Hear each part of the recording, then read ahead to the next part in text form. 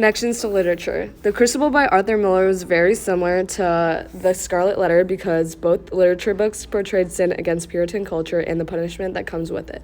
Although The Crucible was about accusation of witchery and The Scarlet Letter was about adultery, both books contain the main themes of guilt, revenge, evil, and sin, and the dilation of revenge. Connections to the real world include cancel culture and slut shaming. Cancel culture. Hester was publicly shamed for her bad actions. The act of adultery has Hester labeled as impure, which goes against the Puritan ideals of purity and following God, as she had a baby out of wedlock with another man.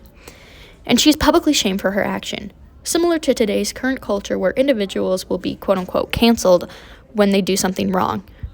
Although through the book, Hester becomes a better person.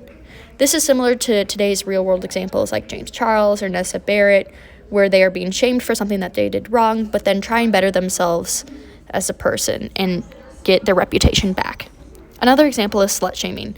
Hester, having a kid with a man that is not her husband, has given her the label of an adulterer and has her forced to wear an A on her chest. The people of the town then shame her for her actions and label her as something bad. This connects to women on the internet being labeled as a hoe, simply for being comfortable in their own bodies. The themes in the book. Purity. That's when society is against Hester for not being pure, and that sets the scene for the book. Purity is a theme in the Scarlet Letter, as the beliefs of the whole Puritan community set the scene for the whole book. It drives the main characters to behave the way they do. Purity is the reason that Hester is treated the way she is and cast out of town. She is seen as impure because of her committing adultery. Social acceptance. Hester and Pearl strive to be accepted by society after being cast out due to Hester's adultery. Identity and society. Hester and Pearl struggle to find their place in this community after Hester commits adultery with a member of the community. They feel alone against the Puritan town. Dimmesdale also struggles with his place in society. Nature versus society.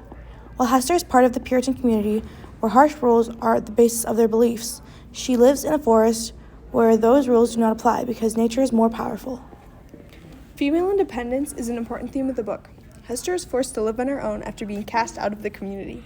She decides that she will support herself by making embroidered clothing. A woman being independent and supporting herself was uncommon during this time, as women were often forced into marriage and to live with their husband or father. Sin is another important theme. The sins that Hester committed affect the way that she lives, as she is forced to wear the Scarlet Letter A on her clothing to show the town what she has done. Dimmesdale must also live with the sins but keep them a secret, which affects his health. The sins committed by each character in the book are the basis of the plot and help develop the characters throughout the book. Shame and guilt are important in the book because each character deals with the aftermath of their sins in a different way and feel guilty for what they did. Hester is publicly condemned for what she has done and deals with her guilt and shame in a public manner. Dimmesdale, on the other hand, tries to keep his mistakes a secret from the community. The guilt he feels towards the situation affects his health by making him ill.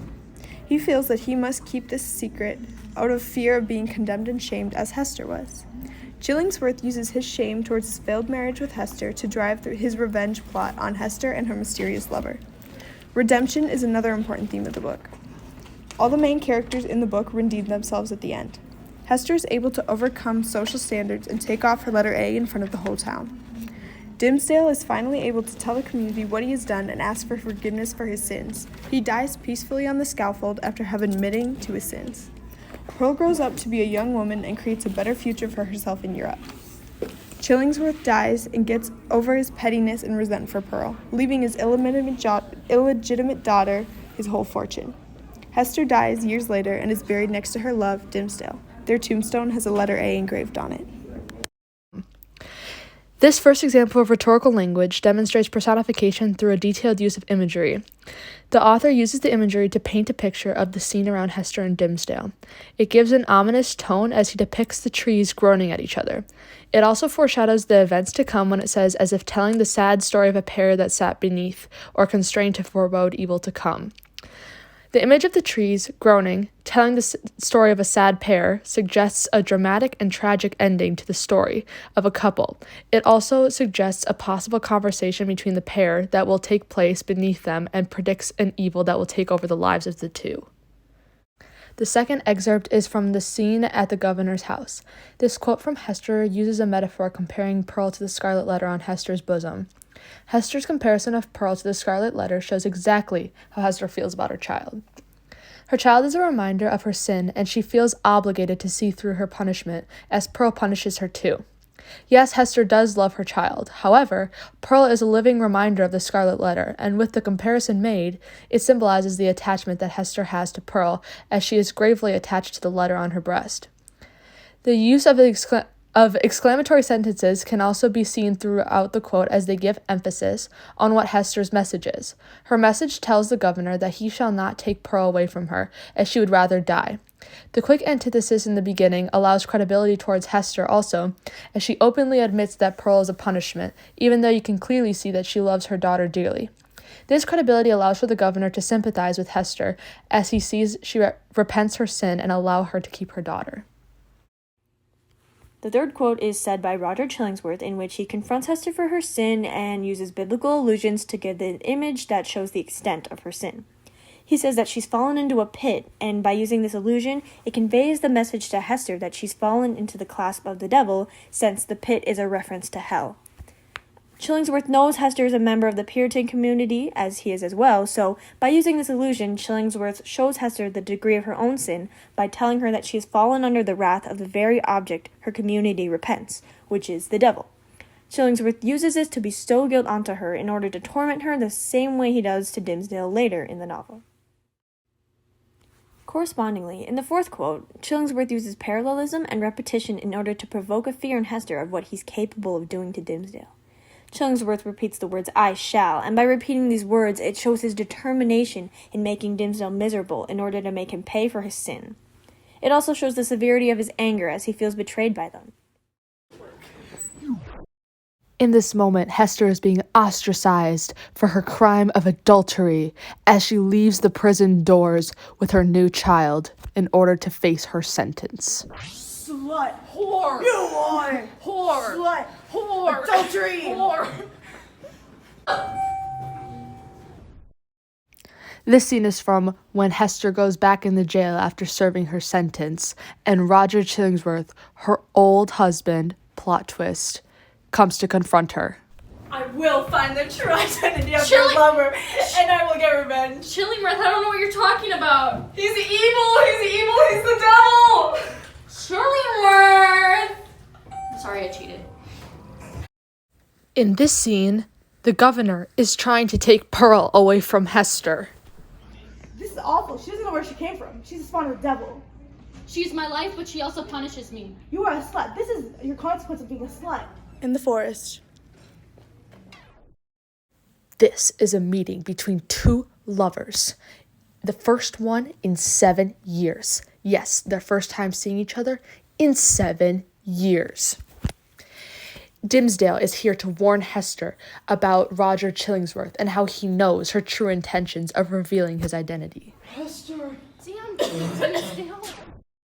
Yes, Dimmesdale is sick. His guilt of his sin is making him physically sick. Who are you? Hester, here's a new whore.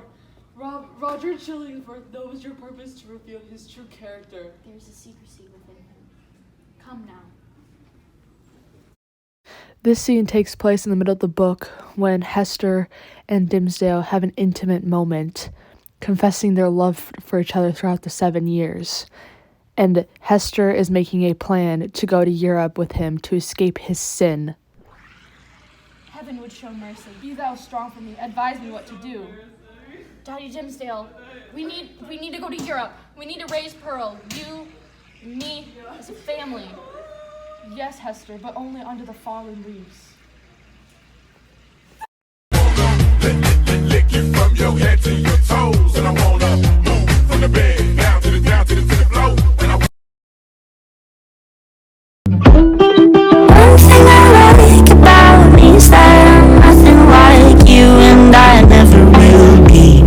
Someone who loves how it sounds when they speak. You're not telling the truth, no, you're just being mean.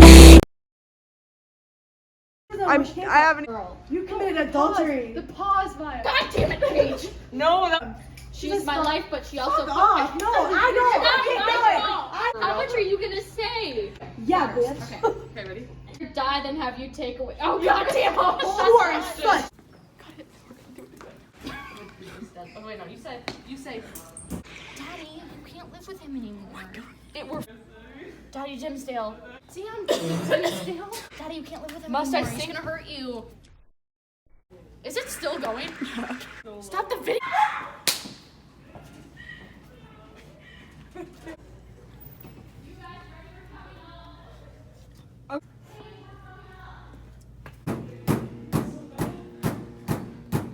In the forest. That was my $30 book.